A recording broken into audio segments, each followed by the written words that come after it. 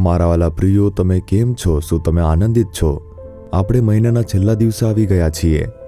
જુઓ, આજે એવું લાગે છે કે પહેલો દિવસ તો હમણાં જ શરૂ થયો હતો, પરંતુ આપણે પહેલાથી છેલ્લા દિવસે પહોંચી ગયા છીએ. આ દિવસે પણ તમારે પ્રભુની વધુ સ્તુતિ કરવી જોઈએ. પ્રભુએ એક મહિના દરમિયાન તમારી સાથે વાત કરી છે, તમને દિલાસો આપ્યો છે, તમને સલાહ આપી છે, ચમત્કારો કર્યા છે અને હિંમત આપી છે. તમારે બધી ભલાઈ માટે પ્રભુની સ્તુતિ કરવી જોઈએ. આ મહિનાની શરૂઆત જોનારા ઘણા લોકોએ તેનો અંત જોયો નથી, પરંતુ આપણને કૃપા મળી. પ્રભુએ દયાળુ રીતે આપણું રક્ષણ કર્યું છે અને આપણું માર્ગદર્શન કર્યું છે, તે માટે સ્તુતિ કરો. પ્રભુ પાસે તમારા માટે શું વચન છે, શું તમે જાણો છો? 3 યોહાન 1:2. વહાલા, હું પ્રાર્થના કરું છું કે જેમ તારો આત્મા કુશળ છે, તેમ તું સર્વ વાતે કુશળ તથા તંદુરસ્ત રહે. હું તમારા માટે પ્રાર્થના કરીશ. તે શું છે જાણો છો? જેમ તમારો આત્મા કુશળ છે, તેમ તમે બધી બાબતમાં કુશળ થાઓ, તંદુરસ્ત થાઓ, સમૃદ્ધિ. તમારે સ્વસ્થ રહેવું જોઈએ. એ જ પ્રભુની ઈચ્છા છે. તમારું સ્વાસ્થ્ય અને તમારું બળ તે હંમેશા સારું રહે.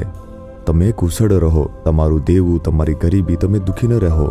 કહો કે પ્રભુએ મને બધું આપ્યું છે, દરરોજ તે ખવડાવે છે, કપડાં પહેરાવે છે, તે મને મારી કોઈ પણ અછત વિના હંમેશા દોરી જાય છે. અને આવો એક આશીર્વાદ પરમેશ્વર તમને આપે, એના માટે હું પ્રાર્થના કરીશ.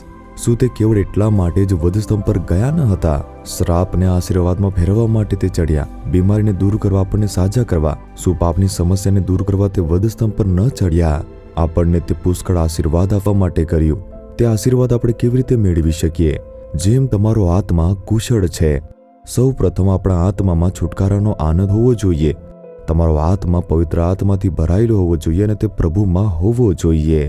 જેમ જેમ આત્મા સમૃદ્ધ થાય છે, તેમ દરેકને આશીર્વાદ મળતા રહેશે. જો તમે આત્મા અને આધ્યાત્મિક બાબતોમાં યોગ્ય નથી, તો તમારે આશીર્વાદ પ્રાપ્ત કરવા મુશ્કેલ છે. તેથી જ આપણે પહેલા આપણા આત્મા પર ધ્યાન કેન્દ્રિત કરવું જોઈએ. જેમ તમારો આત્મા સમૃદ્ધ થાય છે, મારો આત્મા સમૃદ્ધ થવો જોઈએ અને ઈશ્વર સાથે હોવો જોઈએ. તે ઈશ્વરમાં રહેવો જોઈએ અને પરમેશ્વરની આત્માની શક્તિથી ભરેલો રહેવો જોઈએ. તેના ઉપર ધ્યાન કેન્દ્રિત કરો. તેથી જ તમારે દરરોજ બાઇબલ વાંચીને પ્રાર્થના કરવી જોઈએ. તમારે પ્રભુ સાથે તમારી સંગત મજબૂત કરવી જોઈએ. આમ કહું છું, પ્રભુ તમને તેના આધારે જ અન્ય આશીર્વાદ તે આપી શકે છે. તેથી હમણાં પરમેશ્વરને જોઈને કહો કે હે પ્રભુ, મારો આત્મા હંમેશા તમારી સાથે રહે. મને તમારી સાથે જોડાયેલ રહેવા દો. તમે મારામાં નિવાસ કરો. મને તમારા આત્માથી ભરપૂર થવા દો. તમારા વચનથી મારા હૃદયને ભરપૂર થવા દો. મને ક્યારેય તમારાથી દૂર ન કરો. હંમેશા તમારી સાથે રહેવા દો. જે મારા આત્માના કુશળ સાથે મને આશીર્વાદ આપે છે, તે પરમેશ્વરની સ્તુતિ થવા આમ કહો. અને આજે પણ પ્રભુ તમારી બધી જરૂરિયાત પૂરી કરશે અને આનંદિત કરશે.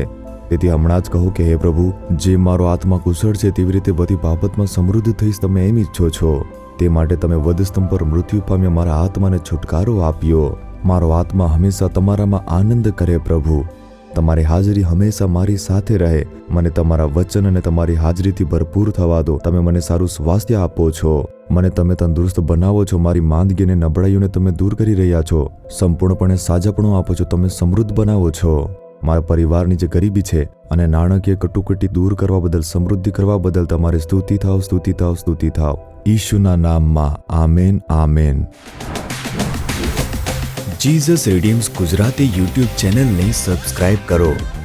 દરેક નવા કાર્યક્રમની માહિતી મેળવવા માટે બેલ આઇકન પર ક્લિક કરો.